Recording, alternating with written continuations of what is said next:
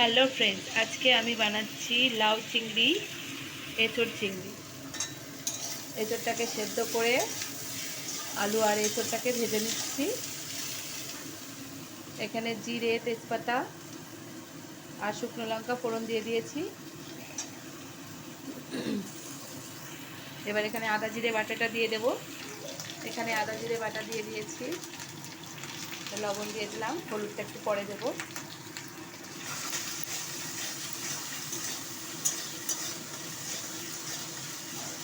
যেহেতু দেরি হয়ে গেছে বলে দুটো কড়াই বসিয়ে দিয়েছি। এছাড়া আলুটা ভাজা হয়ে গেছে, এবার তুলে নেব। মশলাটা ভাজা হয়ে গেছে, এবার লাউগুলো আমি দিয়ে দেবো। কাঁচা লঙ্কা চিড়ে দিয়ে দিয়েছি। আর এবার এটাকে আমি নেড়ে নিচ্ছি আস্তে আস্তে। একটু কিছুক্ষণের জন্য ঢাকা দিয়ে দেবো। নেড়ে নিয়ে কড়াই তেল দিয়ে দিয়েছি, নাড়াচাড়া করে ঢাকা দিয়ে দিয়েছি। এখানে হচ্ছে এলাচ, দারচিনি আর জিরে ফোড়ন দিয়ে দিয়েছি। পেঁয়াজ ফোড়ন দিয়ে দিচ্ছি। এবার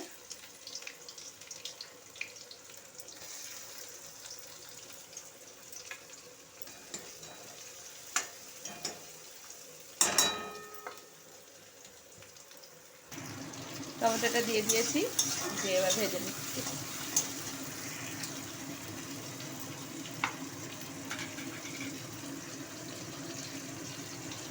আদা রসুনের পেস্টটা দিয়ে দিলাম, সাথে লঙ্কাও বাটা আছে, কাঁচা লঙ্কা।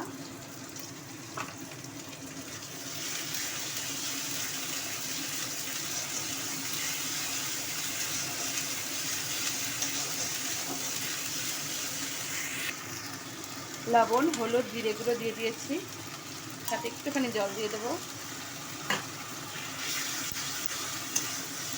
দিয়ে মশলাটা কষিয়ে নেব, তারপরে এঁচোড়গুলো দিয়ে দেবো।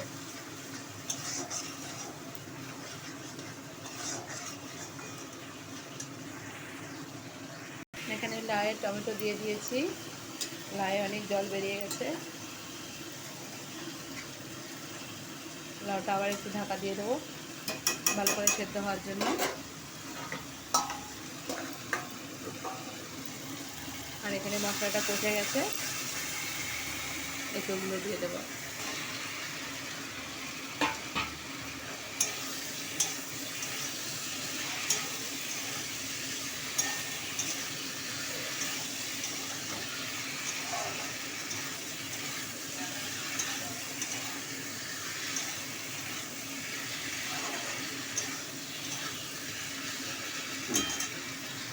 এবার একটু জল দিয়ে দেবো,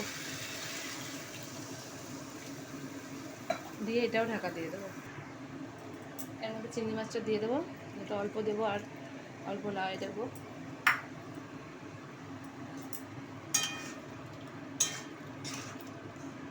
দিয়ে এবার আমি ঢাকা দিয়ে দেবো।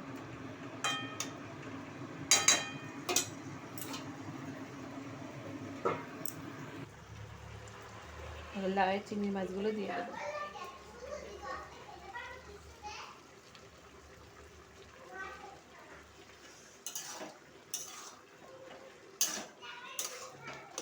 দিয়ে আবার কিছুক্ষণের জন্য ঢাকা দিয়ে দেবো।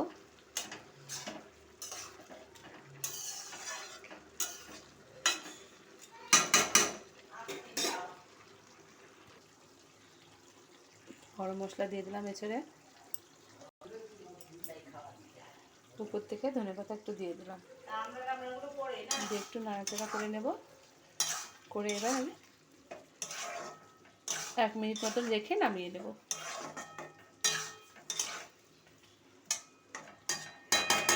ততক্ষণে লাউটা এবার আমি একটু দেখে নিই কেমন হয়েছে।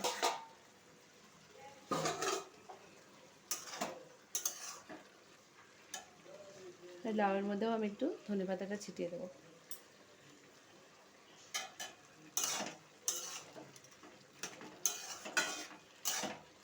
লাউটাও কমপ্লিট হয়ে এসছে। এবার একটুখানি এর মধ্যে একটু মিষ্টি দেবো, দিয়ে এটাও নামিয়ে নেব।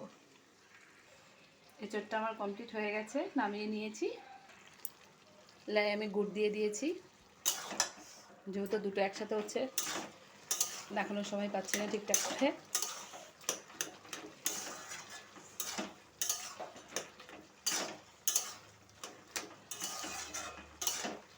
লাউয়ের তরকারিটাও আমার হয়ে গেছে, এবার আমি নামিয়ে নেব। এখানে শাকটা কাটছি। এঁচড় চিংড়ি, লাউ চিংড়ি, কুমড়ো ভাজা হয়ে গেছে। এইবার আমি এই ইলিশ মাছটাকে রান্না করব। ভিডিওটা যদি ভালো লেগে থাকে লাইক করে দেবেন।